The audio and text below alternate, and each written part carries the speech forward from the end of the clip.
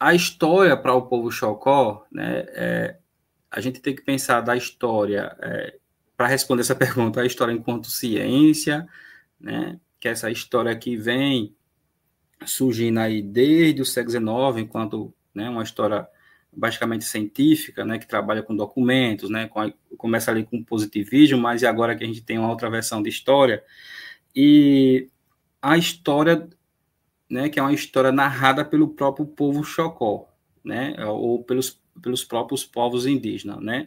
Essas duas categorias de história, elas se relacionam, né, só que o pesquisador, né, o historiador, ele tem que, né, saber diferenciar essas duas, né, esses dois conceitos, vamos dizer assim, né, a história enquanto ciência, né, essa história que eu acabei comentando aqui, que ela se inicia com, que ela vem, né, do século XIX bastante positivista, né, que, que, que surge ali, né, a partir também de pensadores da própria filosofia, e a história, né, que é uma história contada, uma história narrada de determinado povo, né, essas duas histórias se relacionam. E aí eu queria dar uma explicação para a gente tentar diferenciar essas duas histórias, e vou contar uma história aqui do meu povo, eu acho que ela vai explicar bem essas duas diferenças, né, da história, o que é história, depois eu vou responder o que é história do povo Chocó no finalzinho, o que é história e o que é mito, né? Hoje, se você chegar na comunidade Chocó e você perguntar assim, como foi a história aqui do povo, né? A maioria da minha comunidade, né, principalmente os mais idosos, eles vão falar muito, a nossa história aqui é uma história bastante de resistência, de luta, né? Quem doou essa terra aqui para a gente foi o Dom Pedro II. Eles vão dizer assim, Dom Pedro II foi quem doou o nosso território. E a gente já sabe, né? A gente tem, aí, quem estuda história indígena, sabe que os territórios indígenas, por exemplo, ali desde o século XVIII, né, principalmente ali em 1703, o próprio rei de Portugal, na época, ele assina, né, eu não lembro agora, desculpa, pessoal, se é um alvará, né, mas uma lei, né, doando, entre aspas, um alego enquadra para os territórios indígenas, né, tanto para os padres que estavam ali naquele território colonizando as populações indígenas, quanto para os próprios indígenas. E aí, quer dizer, o Dom Pedro II, ele passa pelo meu território em 1859, né, o Dom Pedro II, ele passa em 1859, no século XIX, 1859, se você pegar, por exemplo, desde a assinatura do decreto que foi dado em 1703 para o século XIX, 1859, vai dar muitos anos, né? Então, por exemplo, hoje é uma narrativa muito contada na narrativa do meu povo Chocó, que esse território foi doado pelo Dom Pedro II, mas a gente já tinha decreto anterior a isso, reafirmando aquele território enquanto pertencente ao povo Chocó. Essa é uma questão. Né? Então, já dá para a gente perceber o que é narrativa, né? E o que é a própria história enquanto vamos dizer assim, categoria de conhecimento, enquanto disciplina de conhecimento, né? A narrativa do povo Chocó, ela também não é uma narrativa, né, que discorra para essa perspectiva da mentira ou do mito. Por quê? Porque, por exemplo, o povo Chocó realmente recebe o Dom Pedro II no território, o Dom Pedro II, ele reafirma o território pertencente ao povo Chocó nesse momento, né, e que o meu povo, a partir desse conhecimento também de uma figura de poder, né, o qual o Dom Pedro II estava naquele momento, reivindica o seu território, porque o território estava sendo invadido, né.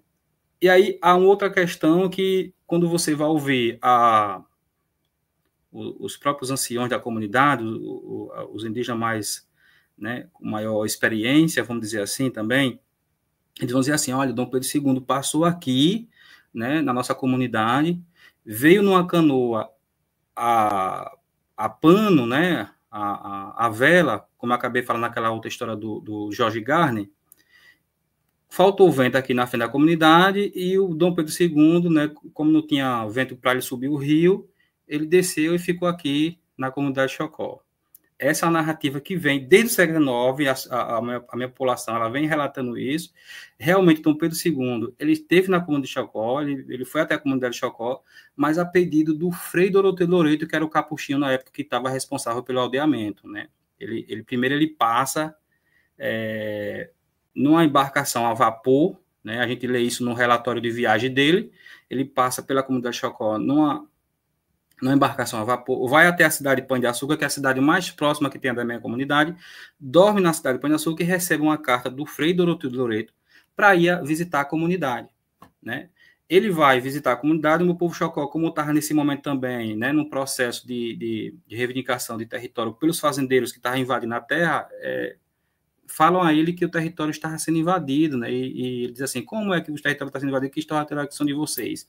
Ele reafirma isso, isso é relatado na oralidade do meu povo, né?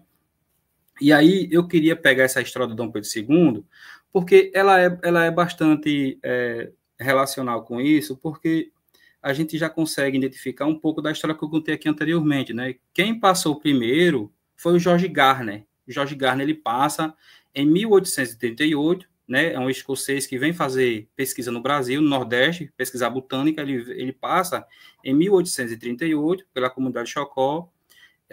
Inclusive tem esse relato no documento histórico, né? Escrito por ele, o relatório de viagem. Ele é atendido por uma indígena. Então essa narrativa já estava sendo passada de geração em geração pela minha comunidade, né? Até a chegada de Dom Pedro II na comunidade. Né? As duas histórias, elas são verdadeiras, mas elas têm uma diferença de perspectiva de fatos reais, né? Então, na verdade, quem passou primeiro foi o George Garner, né? Que passou na canoa a pano, né? Uma canoa a vento, e isso ficou na mentalidade, na historicidade do meu povo Chocó. Só que isso foi passando de geração em geração. Dom Pedro II depois passa, já no século XIX também, em 1859, né, passa numa embarcação a vapor, e essas duas histórias, ela fica na memória do meu povo, só que pela uma perspectiva da historicidade do tempo, né, ela é mal contada, mas os relatos e a historicidade, elas estão nos documentos históricos, né? Então, quer dizer, o que a gente pensa, né, como um fato, né, de narrativa ou de mito, possivelmente pode ser uma verdade, mas uma verdade invertida, né? Não aqueles fatos realmente como aconteceu. Mas o importante é que essa oralidade ficou na mentalidade do meu povo como uma reafirmação do pertencimento do território e de uma verdade histórica, né?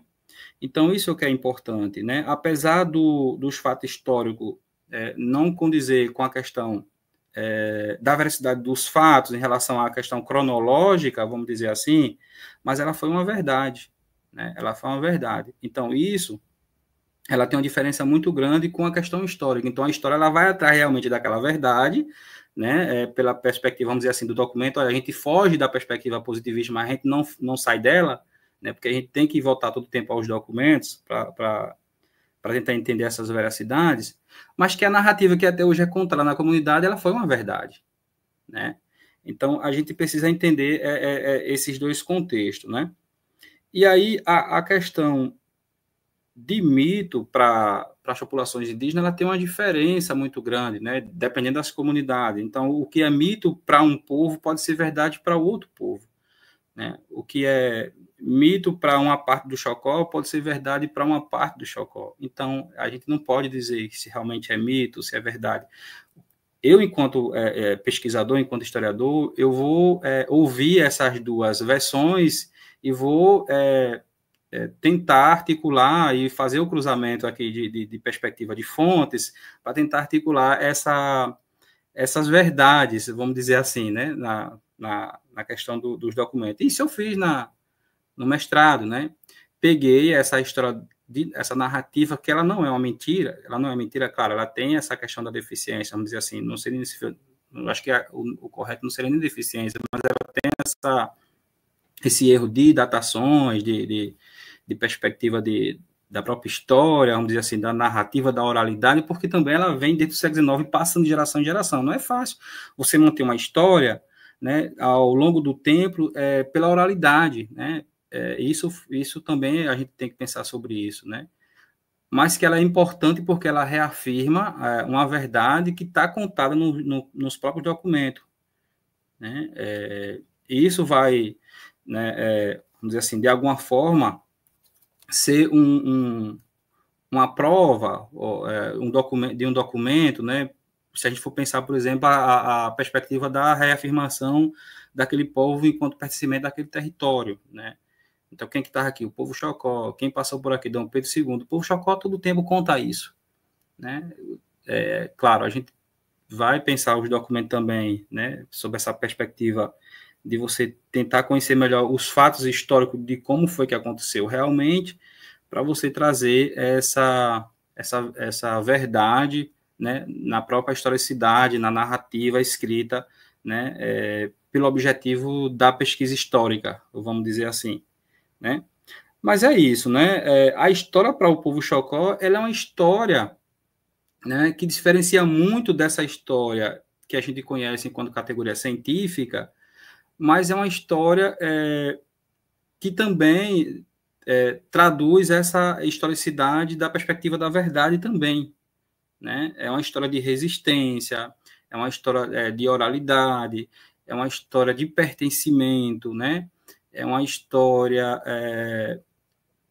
de luta mesmo, né? E de resistência. Eu acho que a história para o povo Chocó é essa. O povo Chocó, ele não vai, de alguma forma, todos os indígenas saber explicar, né, qual a diferença de uma história enquanto ciência, a diferença né, de uma história enquanto narrativa histórica, né, sem essa perspectiva do conhecimento científico, né, mas que é uma história verdadeira na narrativa do povo Chocó, porque ela foi passada de geração em geração. Né? Eu não vou chegar, olha, pessoal, não foi assim que aconteceu, né? Eu não vou chegar na roda de conversa com os anciões e dizer, olha, realmente não foi assim, não posso fazer isso, né? Mas o importante é a verdade que eles contam e os fatos aconteceram.